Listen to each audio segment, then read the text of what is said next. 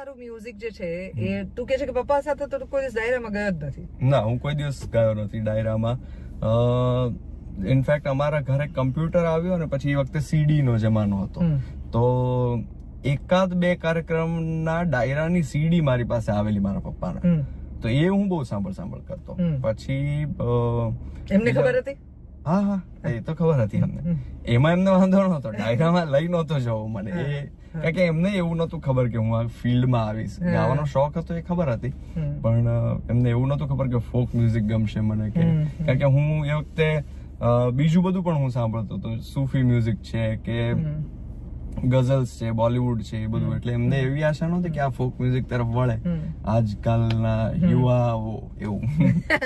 આજનું યુવા ધન જે છે એ લોક સંગીત તરફ કેવી રીતે જઈ શકે? હા, એટલે તું આમ પણ ગુજરાતી સાહિત્ય, સંગીત અને સમાજ માટે ખાસો મોટો આઘાત જ છે.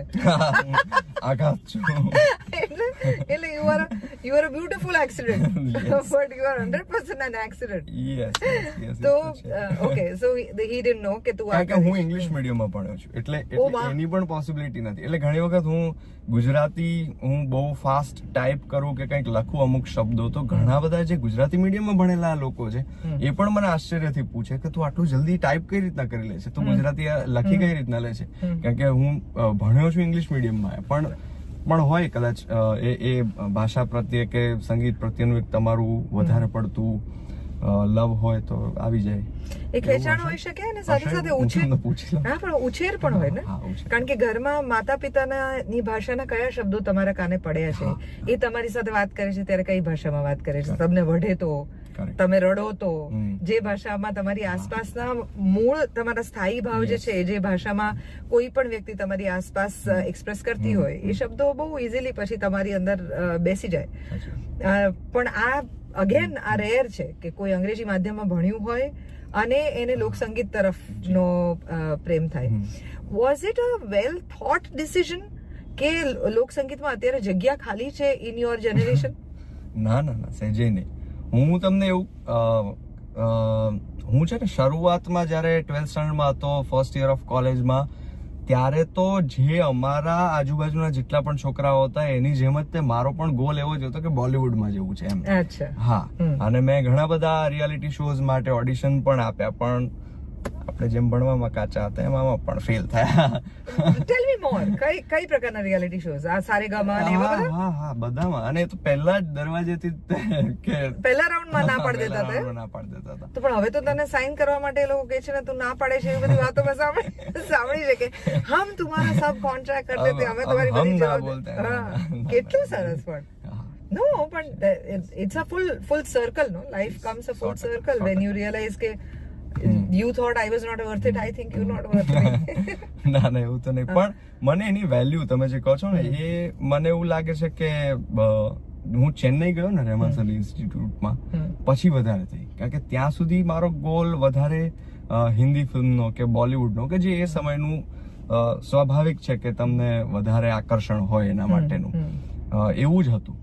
પણ ચેન્નઈ જઈને અગેન પાછું એવું રિયલાઇઝ થયું કે યાર આપણી પાસે જે છે એ બહુ યુનિક વસ્તુ છે. એટલા માટે કારણ કે સાઉથ જે છે પોતાની ભાષા ને પોતાનું સંગીત અને પોતાની ક્લાસિકલ રૂઢી જે છે એને વધુ પકડી રાખે છે. એ પણ એક અસર ખરી. અને બીજું કે કેએમમાં અલગ અલગ સ્ટેટ્સ થી, બીજા કન્ટ્રીઝ થી પણ સ્ટુડન્ટ્સ આવતા હોય, એટલે બધા પોતપોતાનું કલ્ચર લઈને આવે, બધા પોતપોતાનું યુનિક એક સ્ટાઇલ ઓફ સિંગિંગ લઈને આવે.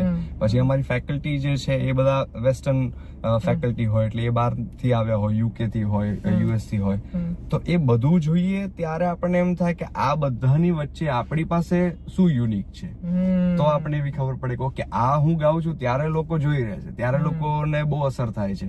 ત્યારે જેમ કે મેં પહેલી વખત ચારણ કન્યા ચેન્નઈમાં ગાયેલું, અને ચારણ કન્યા ત્યાં સમજવા વાળા કોઈ ગુજરાતી નહોતા, પણ છતાંય તે લોકોને એટલું ઇન્ટરેસ્ટિંગ લાગ્યું એ આખી વાર્તા. થોડું ઘણું હું બોલીને સમજાવતો હતો, તો એ બધી વસ્તુઓ મને બહુ ઇન્ટરેસ્ટિંગ લાગી કે યાર આ આપણી વાર્તાઓ છે, આપણું સંગીત છે, એ ક્યાંક ને ક્યાંક તમને એટલું અસર કરી ગયું છે કે તમે જયારે ગાઓ છો ત્યારે એ ભાષા સામે વાળો સમજે કે ના સમજે, પણ એને અસર થાય છે, એ ફીલ થાય છે એને, તમે જે કહો છો. which clearly means and which is very different કે આમાં ક્યાંય પણ માતા પિતાએ મગજમાં એવું નાખ્યું હોય કે મેં આ કર્યું છે તો તું આ કર, કે હું આ શીખ્યો છું તો તું આ શીખ, કે તું આ જાણ, એવો કોઈ ભાર નથી રહ્યો. આ જાતે અંદરથી ઉગેલું છે ઇન ધ રાઈટ સર્કમસ્ટન્સીસ, કે તમને એવું લાગે કે આ બધાની વચ્ચે મારું પોતાનું પોતીકું શું છે. હા